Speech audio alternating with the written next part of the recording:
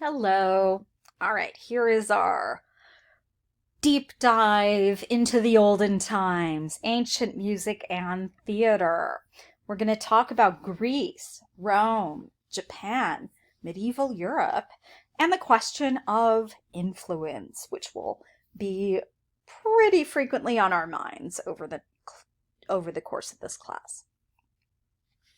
So, as long as there has been music and theater, they've been connected in some way.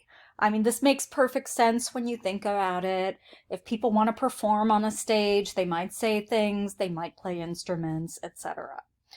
Um, and music was really important in ancient Greece. It might not be stuff we love to listen to now, but it was important. They were expected to have skills, mostly men, but some women. There were singing and dancing festivals honoring different gods. Some eventually evolved into theater. Singing was the most important. It wasn't like the instruments always complicated the melody or did anything, really kind of, you know, counterpoint-esque. Contrapuntal, I think. Or support. But usually they would double the melody, they'd support the melody. So, for example, Sophocles, who wrote Oedipus Rex, remember that guy, was playing a character who played a lyre. So he wandered on stage playing a lyre, which is like a portable harp instrument kind of thing. And later, Euripides employed a composer named Timotheus to write music for his plays. There were lots of flutes, the kinds of instruments people had. You'd have like harps and flutes. You didn't have like amplified sound, obviously, until much later.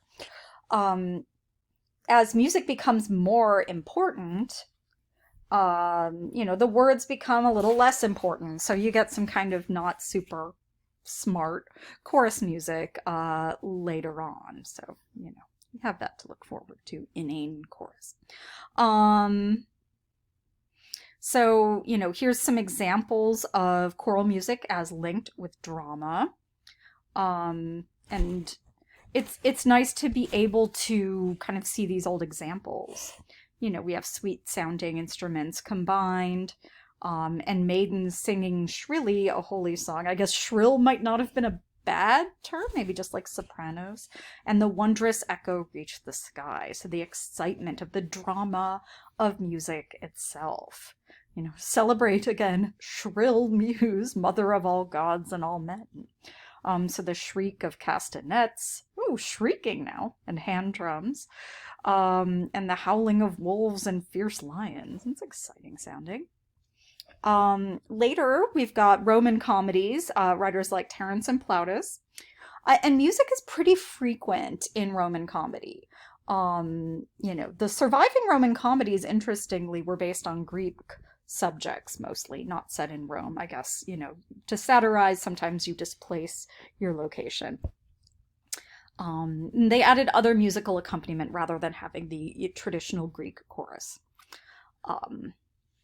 Interestingly, one of the earliest documented African writers, certainly earliest playwright, who worked in any kind of a Western language, was Terence, who was probably born in northern Africa, had been enslaved, brought to Rome, and was later freed and became a writer, a comedy writer, which is great.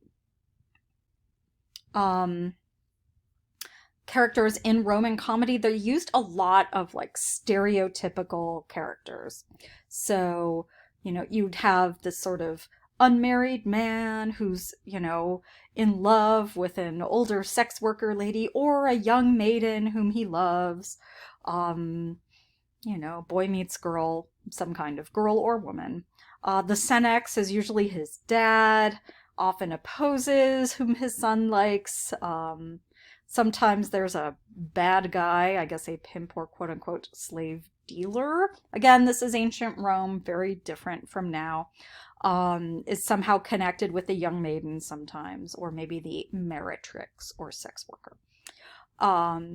There are some other kind of stock characters. The Miles Gloriosus, an arrogant bragging soldier, And then he has a friend called Parasitus, who hangs upon his every word.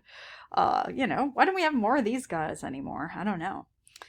There is the Matrona, which I don't love, because the older women are usually just there to be annoying to their husband and getting away in the way of his freedom to pursue other women. And then, they forgive them when the husbands have affairs. That's not an amazing early woman character when you think about it.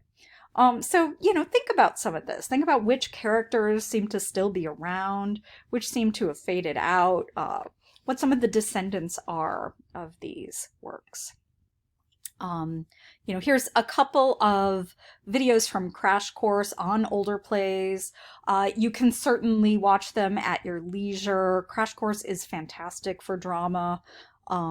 It's not always 100% right, but it gives you enough to kind of give you a broad context for what we're talking about, which is all we need for a course that extends across a long period of time. And similarly, we're not going to have too much time to get deeply into Japan, but look at No Drama, look at Kabuki, look at how both of those are working with music and staging and acting and their own stereotypes as well. If you were producing a play today, and it were about Japan or set in Japan, do research into No and do research into Kabuki and learn more kind of about that dramatic context. In medieval Europe, we have a couple of women playwrights, women writers. We have Roswitha, who wrote inspired by Terence, so inspired by a Northern African comic writer of Rome. So we have all kinds of creative ideas that we don't necessarily hear about in earlier parts of education. Has a play called Dusitius, in which we have three virtuous young women. The Roman emperor tries to force them to convert away from Christianity. Of course, medieval Europe, all about Christianity. They refuse. They want to stay Christian. They're imprisoned. They're pursued by a young man who tries to assault them and fails. Yay! But, there's only so long they can hold out as Christians, so they're executed, but they're martyrs and they go to heaven, so we love that. Hildegard von Bingen, certainly well known as a composer as well as a writer, wrote The Order of Virtues, where a soul is tempted by worldly things and repents, the virtues let her back into heaven. You can watch the video there when you want. So in terms of later works, influence on later works, you're working with the question of how music relates to plot. You're looking at the presence of stock characters. Affective experience. Do people want comedy? Do they want tragedy with their music? It's not always one. It's, as we'll see, there are very different types of musical. Spectacle. What do people want to see? Like literally spectatorship, sexuality, morality, etc. Are people seeing bad behavior and going home for good behavior? Are people seeing good behavior in the hope that their behavior will be better? What is proscriptive? What is descriptive, etc.? And also, what kinds of talents do you need to be a good actor?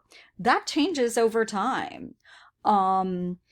Even now, well, especially maybe now, as we are becoming more aware of ableist contexts, of, how being a good dancer is a very specific physical skill that is absolutely not accessible to everyone. Is it important for every part in every play? It may no longer be something we have to have in the same way. Do people love watching dance? Absolutely. But is someone who is impaired in terms of mobility but has a fantastic singing voice prevented from ever being in a musical? Absolutely not. So it's interesting to kind of see what makes an actor, what makes a performer over time. Please listen to the next video, which is going to be the second half of this on opera and ballad opera. I'll be right back.